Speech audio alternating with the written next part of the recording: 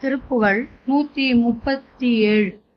கலவியில் இச்சித்து இறங்கி நின்று இரு கனதனம் விற்க சமைந்த மங்கையர் கயல்கள் சிவப்பப் பரிந்து நண்பொடும் இன்பம் ஊறி கனிதழ் உற்று உற்று அருந்தி அங்கு ஊறும் அவச்சம் மிகுத்து பொருந்தி இன்புறும் கலகம் விளைத்து கலந்து மண்டு அணை அங்கம் மீதே குலவிய நல் கைத்தலம் கொடு அங்கு அணை கொடி இடை மெத்த துவண்டு தன் புயல் குழல்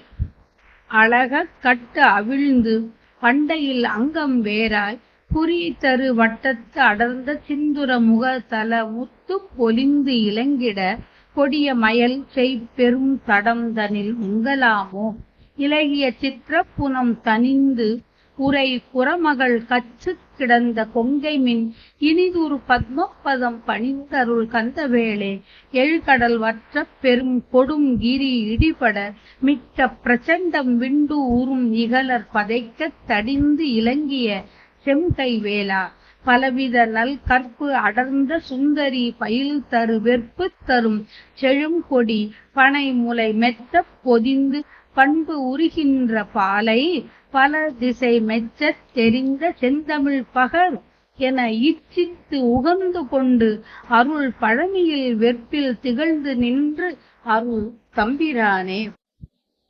இலகிய சித்திர புனம்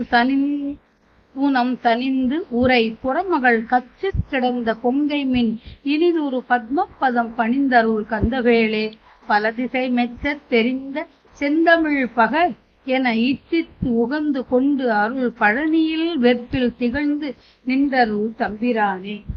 இலகிய அழகிய திணைப்புனத்தில் தனியாயிருந்த புறப்பெண்ணும் கச்சினை அணிந்த கொங்கைகளை உடைய மின் ஒளி போன்றவளுமான வள்ளியின் தாமரை போன்ற திருவடிகளில் வணங்கிய கந்தவேளே கடல்கள் ஏழும் நீர் வற்றிடவும்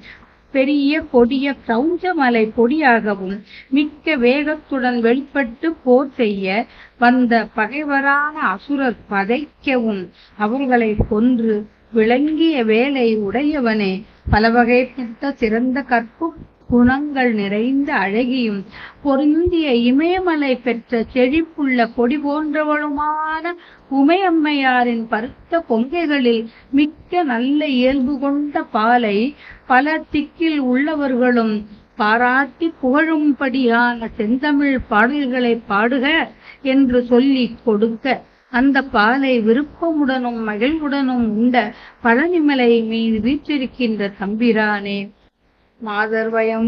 மாதர் வயப்பட்டு உழலாமல் உன் திருவடிகளை நினைந்து அருளை தருவாயாக. ஞானசம்பந்தர் முருகப்பெருமானின் திரு அவதாரம் என்று பல திருப்புகழ்களில் கூறியிருக்கிறார் நம் குருநாதர்.